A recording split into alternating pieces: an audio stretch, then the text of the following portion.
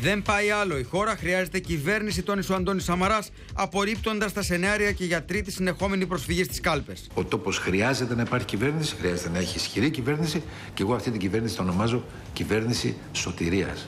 Κυβέρνηση εθνικής σωτηρίας. Ο πρόεδρος της Νέας Δημοκρατίας επανέλαβε ότι ο αρχηγός του πρώτου κόμματος δικαιούται να είναι ο πρωθυπουργός, τον οποίο είπε περιμένει Γολγοθάς και πρέπει να είναι πρόσωπο που πάντως θα έχει εκλεγεί από τον ελληνικό λαό. Ακούμε τη λαϊκή εντολή, είμαστε δίπλα στο λαό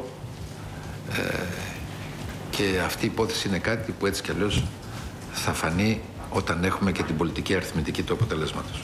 Ως αδιαπραγμάτευτους όρους έθεσε την παραμονή της χώρας στο ευρώ και την εφαρμογή πολιτικών που γεννούν θέσεις εργασίας και άφησε ανοιχτό το ενδεχόμενο συνεργασίας ακόμα και με τον ΣΥΡΙΖΑ. Θα πούμε ναι και με τον ΣΥΡΙΖΑ. Δεν διαιρούμε κανέναν. Δεν έχουμε κανένα πρόβλημα για κανέναν. Ωστόσο, κατηγόρησε τον ΣΥΡΙΖΑ ότι οδηγεί τη χώρα εκτός ευρώ και με δραχμές είπε θα έρθουν 10 μνημόνια.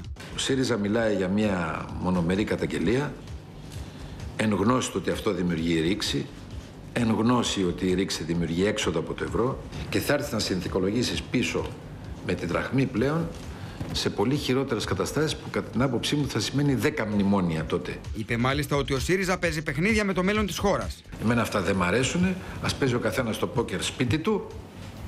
Με την Ελλάδα δεν παίζεις πόκερ ούτε παίζεις ζάρια. Αποδοκίμασε και τη θέση του Αλέξη Τσίπρα ότι δεν φανερώνει το πρόγραμμά του γιατί δεν θέλει να ανοίξει τα χαρτιά του στους αντιπάλους του. Καλά, δεν θέλει να το πει για να το μάθει ο λαός. Ο λαός τι θα ψηφίσει, ο γουρούνι στο σακί. Με ιδιαίτερα σκληρή γλώσσα, καυτηρίασε τις θέσεις του ΣΥΡΙΖΑ και για την ασφάλεια και τη λαθρομετανάστευση.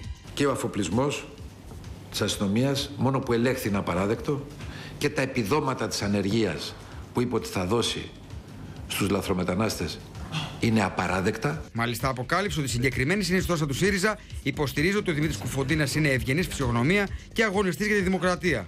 Εδώ πέρα δηλαδή, εάν δεν είσαι με τον Κουφοντίνα, εμείς είμαστε με τον νόμο και εντάξει κακοί. Μα είναι δυνατόν να υπάρχει ηγετικός τέλεχος του ΣΥΡΙΖΑ που έχει φτιάξει αυτή τη συγκεκριμένη συνιστόσα και να λέει ότι ο Κουφοντίνας είναι ένας ευγενής άνθρωπος ο οποίος έχει δώσει αγώνες για τη δημοκρατία και έτσι έκανε και αυτές τις κινήσεις που έκανε. Επιπλέον δήλωσε τη διαφωνία του με το ενδεχόμενο απολύσεων στο δημόσιο. Θέλω ένα μικρότερο και ξυπνότερο κράτος χωρίς αυτές τις απολύσεις που είπατε. Παράλληλα, επανέλαβε την ανάγκη συμψηφισμού χρεών ανάμεσα στο κράτος και τους πολίτες. Άδικο το να μην έχεις το δικαίωμα του συμψηφισμού.